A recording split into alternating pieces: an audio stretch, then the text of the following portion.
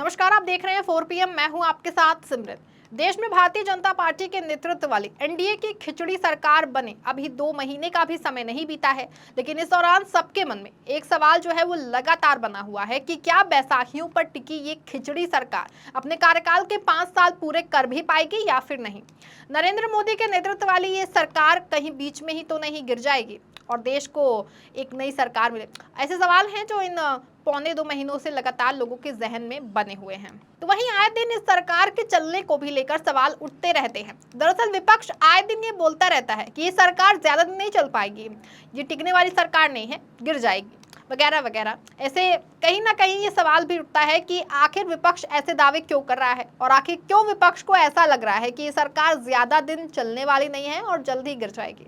विपक्ष के लगातार सवाल उठने का जो नतीजा है कि हर किसी के जहन में ये सवाल लगातार बना हुआ है कि आखिर ये सरकार चलेगी कितने दिन। ये सवाल एक बार फिर जहन में इसलिए और दौड़ रहा है क्योंकि एक बार फिर विपक्ष की ओर से सदन में सरकार के ज्यादा दिन तक ना चलने की बात कही गई है। दरअसल मंगलवार 30 जुलाई को संसद में जारी मानसून सत्र के दौरान लोकसभा में बोलते हुए सपा प्रमुख अखिलेश यादव ने एक बार फिर अपनी ही बात को दोहराते हुए कहा कि सरकार चलने वाली नहीं है बल्कि जाने वाली है। जाहिर है कि पहली बार नहीं है जब अखिलेश यादव या विपक्ष के किसी नेता की ओर से सरकार के जल्द ही जाने या गिरने की बात कही गई हो। इससे पहले भी कई मौकों पर विपक्षी नेता मोदी की इस नई खिचड़ी सरकार के जल्द ही गिरने और 5 साल पूरे न कर पाने की बात कहते रहे हैं। वैसे सिर्फ विपक्षी नहीं बल्कि कई राजनीतिक विश्लेषक एनडीए की इस खिचड़ी सरकार की स्थिरता को लेकर सवाल उठाते रहे हैं। दरअसल राजनीतिक विश्लेषकों का मानना है कि चूंकि इस बार भाजपा के पास अपना पूर्ण बहुमत नहीं है, इस बार चुनाव में बीजेपी 272 के पूर्ण बहुमत के जादुई आंकड़े से काफी पीछे रह गई और सिर्फ 240 सीटों पर ही सिमट के रह गई। ऐसे में 272 के आंकड़े तक पहुंचने के लिए उसे एनडीए के अपने साथियों पर निर्भर होना पड़ा, जिसके सहयोग से एनडीए का आंकड़ा 292 तक पहुंचा और भाजपा के नेतृत्व में बीजेपी ने केंद्र में सरकार बनाई। अब एनडीए का आंकड़ा भी 272 के पूर्ण बहुमत से बहुत आगे नहीं है। ऐसे में आने वाले वक्त में अगर कोई भी 1-2 दल इधर उधर भटकते हैं तो ये सरकार अल्पमत में आ जाएगी। वहीं दूसरी ओर विपक्ष भी इस बार उतना कमजोर नहीं है और 234 से 35 के आंकड़े पर है। इसीलिए इस बात की कोई गारंटी नहीं है कि खिचड़ी सरकार कितने दिनों की मेहमान है। वैसे भी सियासत में कहाँ ही किसी की कोई गारंटी होती है और कहाँ ही कोई अपनी बात और अपने वादे का पक्का होता है। इसीलिए सरकार की स्थिरता का सवाल खड़े होना तो लाजमी है।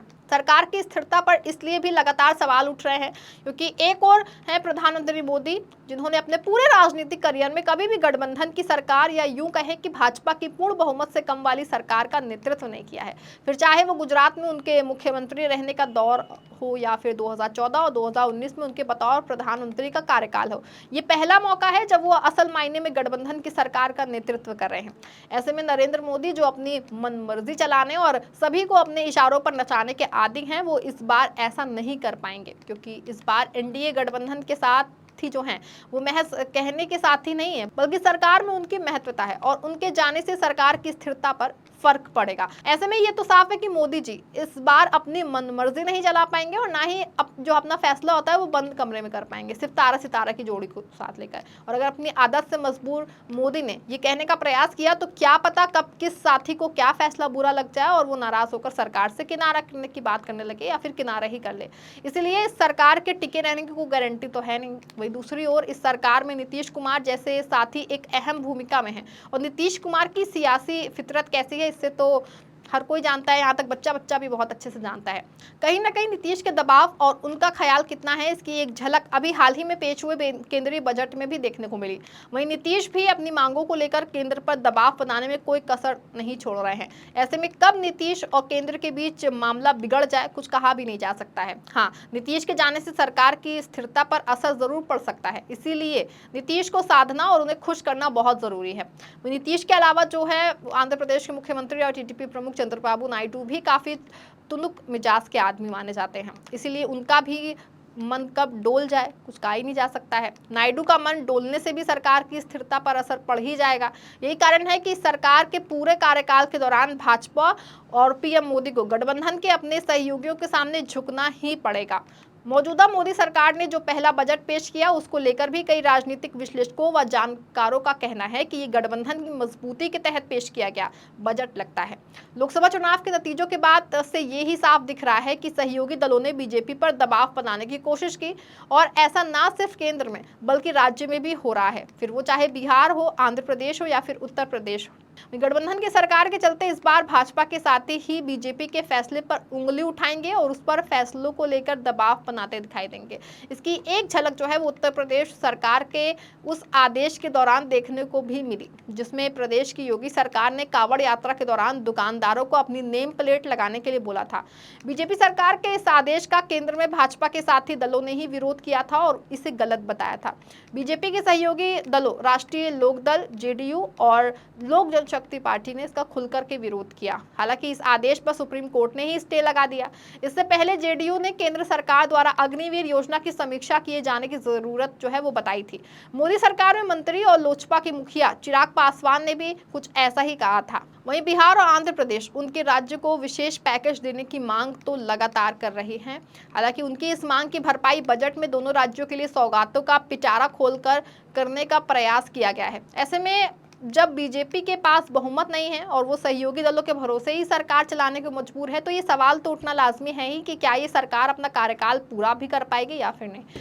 ये कारण है कि विपक्ष लगातार ये सवाल उठा रहा है और ये बात कह रहा है कि सरकार ज्यादा दिन चलने वाली नहीं है। लोकसभा में नेता प्रतिपक्ष और कांग्रेस सांसद राहुल गांधी, सपा मुखिया अखिलेश यादव कह चुके हैं कि मोदी सरकार कुछ ही दिनों की मेहमान है। तो वहीं राजद के मुखिया लालू प्रसाद यादव भी यही कह चुके हैं कि अगस्त में नरेंद्र मोदी सरकार गिर जाएगी। वहीं पश्चिम बंगाल की मुख्यमंत्री ममता बनर्जी का कहना है कि इंडिया गठबंधन जल्द ही केंद्र में सरकार बनाएगा, माने बीजेपी के नेतृत्व वाली ये सरकार गिर जाएगी। अपने साथियों और विपक्ष के कहने के अलावा भी कुछ ऐसे कारक हैं जो बीजेपी की एनडीए सरकार के लिए मुश्किलें खड़ी कर सकते हैं। जैसे किसान एक बार फिर दिल्ली कूच करने की तैयारी में है। किसानों का कहना है कि केंद्र सरकार ने एमएसपी को लेकर कानूनी गारंटी बनाने का वादा किया था, लेकिन उसने अपना वादा नहीं निभाया है। शंभू बॉर्डर पर बैठे किसानों ने 6 महीने तक का राशन पानी लेकर के दिल्ली कूच की तैयारी कर ली है। पंजाब और हरियाणा से इस आंदोलन में बड़ी संख्या में किसान शामिल हो सकते हैं। इससे पहले भी 2020 में जब कृषि कानूनों के खिलाफ आंदोलन हुआ था तो पंजाब और हरियाणा में बड़ी संख्या में किसानों ने संधू, टिकरी और गाजीपुर बॉर्डर पर डेरा डाल दिया था। तब सरकार को पीछे हटना पड़ा था और कृषि कानून जो है वो वापस लेने पड़े थे। आने वाले 4 महीनों के भीतर जो है हरियाणा, महाराष्ट्र और झारखंड में विधानसभा चुनाव होने हैं और इन राज्यों में बीजेपी की हालत जो है वो ठीक नहीं दिखाई देती। किसानों ने अगर दिल्ली की ओर कदम बढ़ाया तो इससे चुनावी राज्य हरियाणा में बीजेपी की मुश्किलें और भी बढ़ सकती हैं। पंजाब के साथ ही हरियाणा में भी किसान राजनीति बहुत ताकतवर है। अगर किसान उग्र हुए तो बीजेपी के लिए हरियाणा की सत्ता में वापसी कर पाना आसान होने नहीं वाला है। लोकसभा चुनाव में किसान बीजेपी के उम्मीदवारों का पुरजोर विरोध कर अपनी ताकत दिखा चुके हैं। वहीं महाराष्ट्र में भाजपा के महायुति गठबंधन के अंदर ही उठापटक मची हुई है। यही वजह है कि महाराष्ट्र में भी बीजेपी की मुश्किलें कम होने का नाम नहीं ले रही हैं। लोकसभा चुनाव में यहाँ पार्टी का प्रदर्शन खराब रहा है और बीजेपी इस बात को लेकर के दबाव में है कि उसे विधानसभा चुनाव से पहले अजित पवार की अगुवाई वाली एनसीपी के साथ गठबंधन तोड़ देना चाहिए। चुनावी राज्य झारखंड में बीजेपी को लोकसभा चुनाव में आदिवासी मतदाताओं की नाराजगी का जो है वो सामना करना पड़ा है। मुख्यमंत्री हेमंत सोरेन जेल से बाहर आने के बाद पूरी सक्रियता के साथ बीजेपी को घेर रहे हैं। इसके अलावा अगले साल होने वाले बिहार विधानसभा के चुनाव भी भाजपा के लिए काफी अहम है, क्योंकि बिहार चुनाव के नतीजे केंद्र में नीतीश कुमार और बीजेपी के रिश्ते भी निर्धारित करेंगे और केंद्र सरकार की स्थिरता भी सवालों में रहेगी। फिलहाल इन सब तथ्यों और बातों से ये तो स्पष्ट है कि केंद्र की एनडीए की खिचड़ी सरकार की स्थिरता पर सवाल उठना लाजमी है और वाकई में देखना ही होगा कि आखिर ये सरकार कब तक चलेगी। इस खबर में फिलहाल बस इतना ही। ऐसी तमाम राजनीतिक खबरों के लिए बने रहें और देखते रहें 4PM। धन्यवाद।